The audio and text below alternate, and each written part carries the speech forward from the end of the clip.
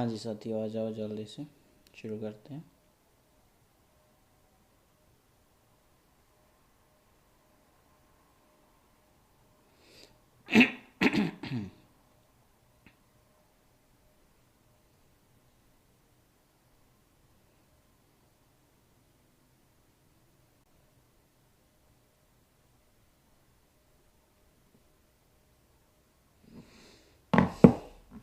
जी, बहुत बहुत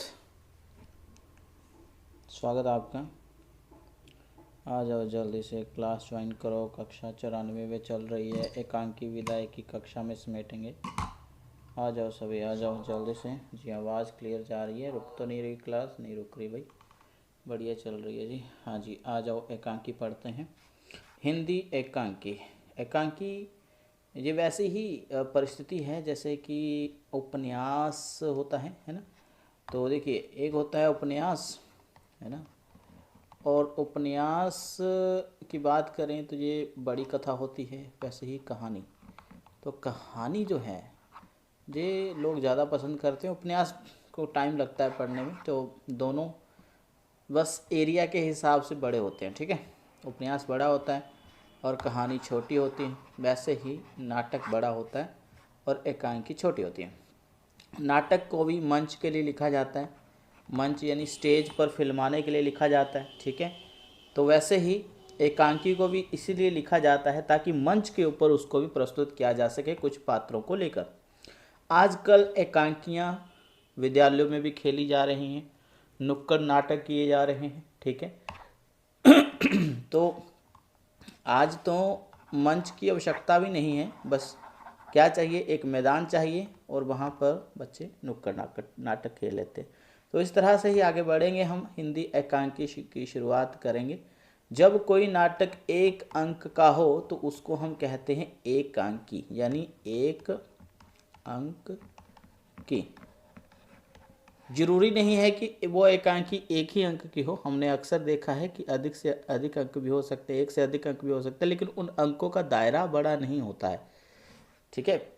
ज़्यादातर एकांकी आपको एक ही अंक की मिलेगी। आगे चलते हैं।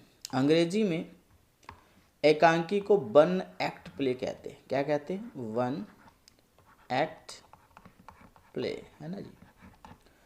इस नाम से हम जानते हैं, वन एक्ट प्ले के नाम से अंग्रेजी में एकांकी को। एकांकी नाटक भी कहा जाता है हिंदी में, और सामान्यतः हम एकांकी को एकांकी ही कहते हैं।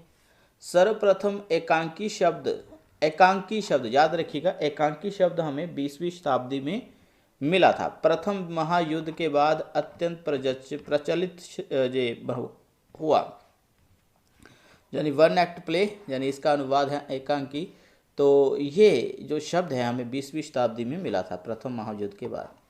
एकांकी को हिंदी और अन्य भारतीय भाषाओं में व्यापक प्रचलन के लिए इस शताब्दी के चौथे दशक में प्रचलित, यानी कि अगर हम देखें तो ये जो शब्द है एकांकी, ठीक है, तो ये हमें चौथे दशक में, यानी कुल मिला के देखें तो 1931 से लेकर 1940 का जो दशक है, इसमें हमें एकांकी ज़्यादा देखने को मिलती हैं।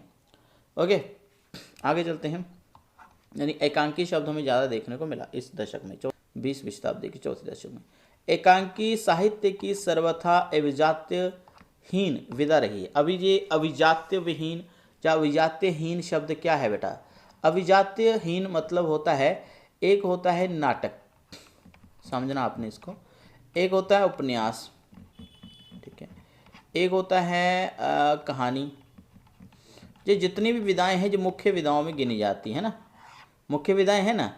नाटक को आपने सुना है, उपन्यास को सुना है, आपने कहानी को सुना है, लेकिन ये तो विधाएं हो गई आपकी स्वर्ण किस्म की। जैसे कि जाति भेद होता रहा है, स्वर्ण शूद्र, है ना, इस तरह से। तो वैसे ही एकांकी साहित्य जो है, इसको अभिजात्यहीन विधा, यानी कि इसको कोई श्रेष्ठ स्थान हमारे साहित्य में आज तक मिल नहीं पाया है। जो स्थान मिलना चाहिए था एकांकी को, वो आज भी एकांकी को नहीं मिल पाया है। मुख्य विधाओं में आज इसको हम नहीं गिनते हैं, ठीक है। मुख्य विधाओं में आज भी हम एकांकी को नहीं गिनते, इसका अर्थ यही है।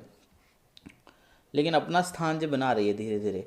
संस्कृत नाट्य शास्त्र में नायक के चरित्र, अतिव्रत और रस आदि के आधार पर रूपकों में जो भेद किए गए हैं उनसे अनेक को डॉक्टर कीथ ने एकांकी नाटक भी कहा है।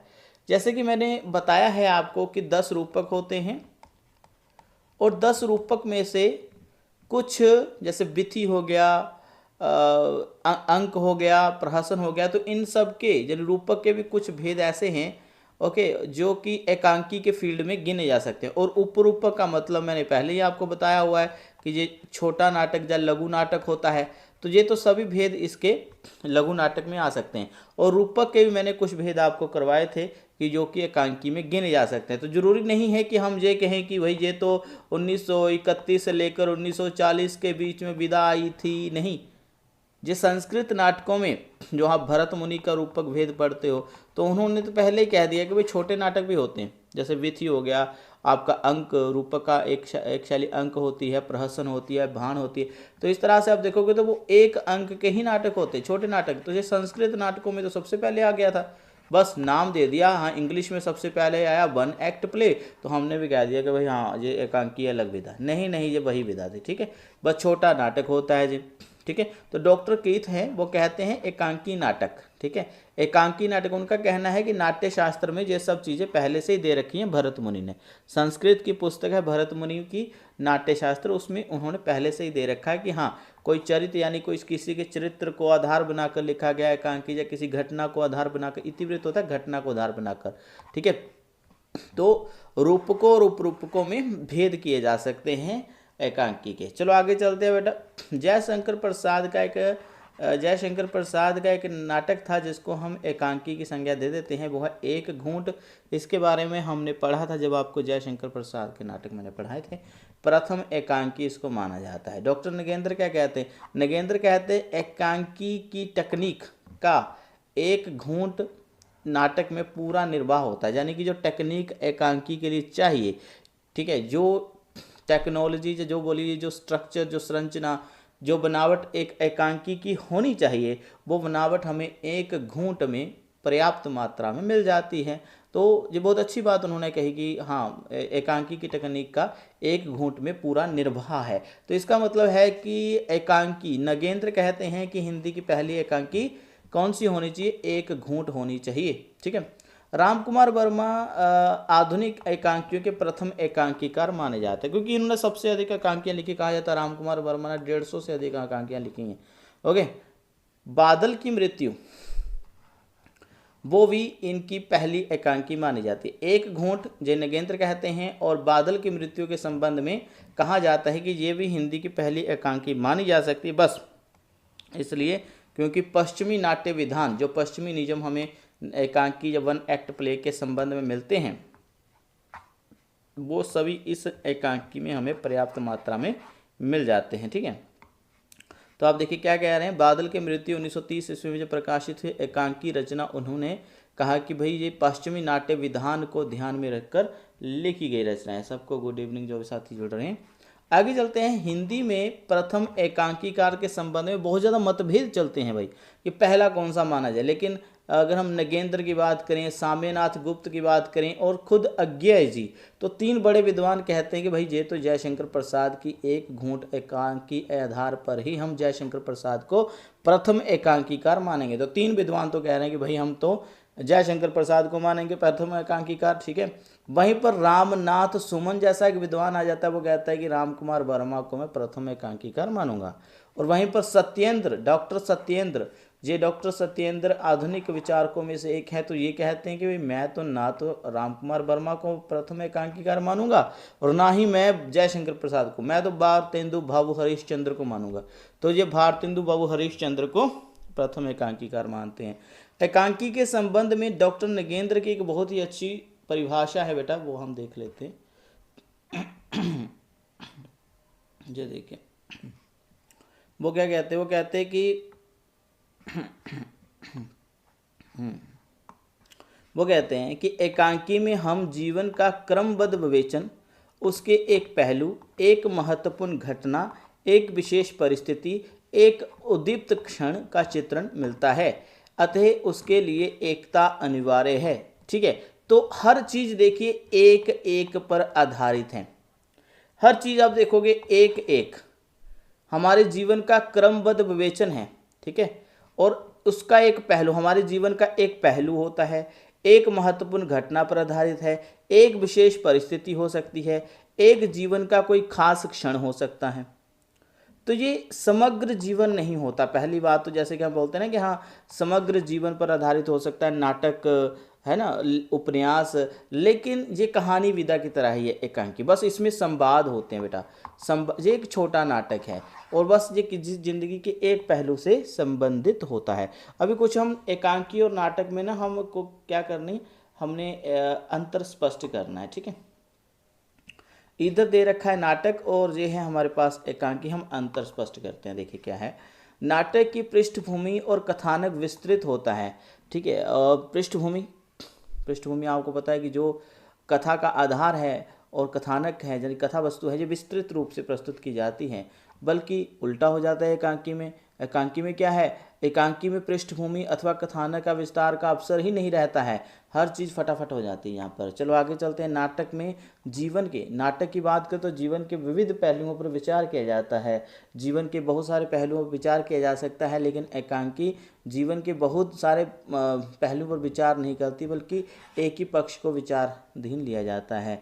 नाटक में अनेक पात्र होते हैं, ये क्या कहा जा रहा है भाई यहाँ पर, नाटक में अनेक पात्र होते हैं, वहीं पर कहा जा रहा है कि एकांकी में कम से कम पात्र होते हैं, ठीक है। एकांकी में कम से कम पात्र होते हैं। नाटक में छोटी छोटी घटनाओं का विवरण दिया जाता है, ठीक है, छोटी से छोटी घटनाओं का विवरण दिया जाता है, लेकिन एकांकी में छोटी छोटी घटनाओं का विवरण नहीं दिया जाता है। नाटक में किसी विचार को विस्तार से प्रस्तुत किया जा सकता है। विचार कौन सा, मार्क्सवादी, यथार्थवादी, आदर्शवादी, ये सब विचार होते हैं, लेकिन एकांकी में विचार को संकेतों के माध्यम से ही दर्शाया जाता है। नाटक में स्थान काल सीमा का विस्तार होता है, ठीक है, जैसे हम कहते हैं ना स्थान काल कार्य, ठीक है, ये संकलन त्रय होता है ना, ये वाला देश काल वगैरह, लेकिन स्थान समय घटना का विस्तार इसमें अब जरूरी नहीं होता है एकांकी में। इसमें जितनी संक्षिप्त एकांकी हो उतनी बढ़िया रहती है। तो ये आप बोलोगे यार ये तो सर आपने कौन सी नई बात बता दी, हमें तो पहले से ही पता है। तो पहले से ही पता है तो कुछ भी अलग नहीं है बेटा जी, आप पहले से ही जानते हैं, ठीक है। अब एकांकी के तत्वों से प्रश्न आ जाएगा। अभी 2022 मास्टर कैडर में जो प्रश्न पूछा गया था कि एकांकी के कितने तत्व स्वीकार करने हैं, तो 7 स्वीकार किए गए थे, ठीक है। अभी कौन कौन से तत्व हैं वो आप लिख लीजिए। पहला है कथा वस्तु। अभी ये जो आपको तत्व मैं दे रहा हूँ, क्योंकि एकांकी एक तरह से छोटे नाटक तो हमारे संस्कृत में पहले से ही लिखे जा रहे थे, ठीक है, संस्कृत की ही विधा है छोटे नाटक भी, उपरूपक वगैरह। लेकिन अगर देखें तो 20वीं शताब्दी में हमारे पास एकांकी आई है, और मैं यही कहूँगा कि आपका 2020 मास्टर कैडर में 7 एकांकी के तत्व उन्होंने स्वीकार किए थे। तो पाश्चात्य नाट्य विधान के अनुसार कौन कौन से वो तत्व हैं वो आप देख लीजिए। जैसे कि यहाँ पर देखा है कथा वस्तु, यानी कथा वस्तु को वस्तु कह सकते हैं, कथानक कह सकते हैं, पात्र या चरित्र चित्रण, ये दोनों एक ही बात है, ठीक है। संवाद है, देशकाल है, देशकाल को परिवेश भी कहते हैं, ठीक है। परिवेश यानी कि कैसा पात्रों का रहन सहन कैसा है, भाषा तो चलो अलग है, रहन सहन, इसमें ही आपका संकलन त्रय भी आ जाता है, यानी स्थान कैसा है जहाँ पर नाटक खेला जा रहेगा, नाटक किस वेशभूषा में है, ये सब चीज़ें, कार्य क्या है नाटक में, है ना, और समय क्या है नाटक का, आधुनिक नाटक है या फिर मध्यकालीन है या पूर्व मध्यकालीन है, इस तरह से भाषा शैली, हर एक एकांकी का, हर एक रचना का उद्देश्य होता है, तो उद्देश्य एक महत्वपूर्ण तथ्य है, तत्व होता है। और अभिनेता क्या है, तो अभिनेता बेटा, अभिनेता में आ जाता है आपका जो भी पात्र वगैरह, ठीक है, अभिनय करते हैं, जैसे आंगिक रूप से उनकी क्या प्रतिक्रिया है, वाचिक रूप से उनका कैसी भाषा है, आहार यानी उनकी वेशभूषा कैसी है ना, ये सब आंगिक वाचिक आहार और सात्विक उनकी मानसिक प्रतिक्रियाएं कैसी हैं। तो ये सब चीज़ें जो है आप ध्यान में रखेंगे, ठीक है, ये सब चीज़ें आप ध्यान में रखेंगे। ये अनुभाव ही एक तरह से ज़्यादातर जो है अभिनेता को कह सकते हैं। ओके, तो ये सब चीज़ें पात्रों की होती हैं। अन्य कुछ तत्व भी हैं, देखो आपके मास्टर कैडर में तो 7 ही तत्व उन्होंने स्वीकार किए थे, तो आपने अन्य भी याद कर लेने हैं, जैसे रंगमंच। अभी नाटक का ये भी एक महत्वपूर्ण तत्व है, कहीं किसी ने 8 स्वीकार किए, कहीं ने 10 स्वीकार किए, लेकिन मास्टर कैडर ने 7 स्वीकार किए। लेकिन आपको ये भी पता होना चाहिए, अगर नाटक या एकांकी खेलना है तो रंगमंच भी आवश्यक होना चाहिए, मंच जरूर होना चाहिए। संकलन त्रय भी जरूरी है भाई, ठीक है। ये तो देश काल के अंतर्गत ही आ जाता है, तो इसके लिए अलग से कुछ नहीं है। इसको हम एकान्विति भी कहते हैं, ठीक है। आगे चलते हैं, द्वंद्व या संघर्ष, ये भी एक महत्वपूर्ण कथन तत्व है एकांकी का। देखिए, कोई भी एकांकी है वो थोड़े समय में, ठीक है, थोड़े समय में एक विचार को प्रस्तुत करने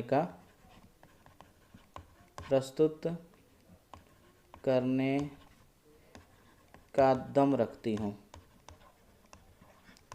ओके, थोड़े समय में एक विचार को प्रस्तुत करने का दम रखती हो, ऐसी एकांकी होनी चाहिए। ये नहीं होना चाहिए कि हाँ एकांकी बहुत लंबी हो जाए। तो आपने रीढ़ की हड्डी एकांकी को पढ़ा होगा या स्ट्राइक को पढ़ा होगा, तो अगर नहीं पढ़ा है तो जरूर पढ़ लीजिएगा, आपको बस ऐसे ही पता चल जाएगा कि थोड़े समय में एकांकी अपनी बात को सामने रखने का आधार रखती हो। प्रभाव एक के क्या होता है, यानी कि जो भी एकांकी का विषय वस्तु है वो पाठकों या दर्शकों पर समान प्रभाव डाले, ठीक है, एक समान प्रभाव डाले, ठीक है। तो ये होता है एकांकी का ये वाला तत्व। कुछ अन्य तत्व मैंने आपको करवा दिए। अभी डॉक्टर सत्येंद्र जो हैं, इन्होंने नाटक के ऊपर, एकांकी के ऊपर बहुत खूबसूरत पुस्तक लिखी है, और ये कहते हैं कि मूल प्रवृत्ति के आधार पर एकांकियों के कुछ भेद होते हैं, जैसे कि आलोचक एकांकी, विवेकावान एकांकी, भावुक एकांकी, समस्या एकांकी। सर शायद एकांकी का 10 तत्व स्वीकार किए आंसर, नहीं 10 नहीं किए थे जी, 10 नहीं किए हैं। ओके, आलोचक एकांकी, विवेकावान एकांकी, भावुक एकांकी, समस्या एकांकी, अनुभूति में एकांकी, व्याख्या मूलक एकांकी, आदर्श मूलक एकांकी और प्रगतिवादी एकांकी, ये सब सत्येंद्र ने स्वीकार किया। आगे देखिए, विषय वस्तु के आधार पर सामाजिक, राजनीतिक, ऐतिहासिक या पौराणिक एकांकी उन्होंने कहा कि ऐसे हो सकता है। संदेश की दृष्टि से भी एकांकी के कुछ प्रकार बताए गए, जैसे आदर्शवादी, यथार्थवादी, प्राकृतवादी या फिर मनोरंजनवादी। आगे देख लेते हैं, अभिनेता के आधार पर भी कुछ एकांकी के भेद कहे जाते हैं, जैसे पठनीय या फिर रंगमंची। यानी कि अभिनेता के आधार पर, ये बहुत इंपॉर्टेंट है, ये जरूर याद रखना है, 2 भेद किए जाते हैं। एक एकांकी होता है पठनीय, यानी कि जो एकांकी सिर्फ पढ़ने के लिए होती है, ठीक है। और एक होती है रंगमंची, यानी कि जिसका रंगमंच पर प्रस्तुत किया जा सके विषय वस्तु। आगे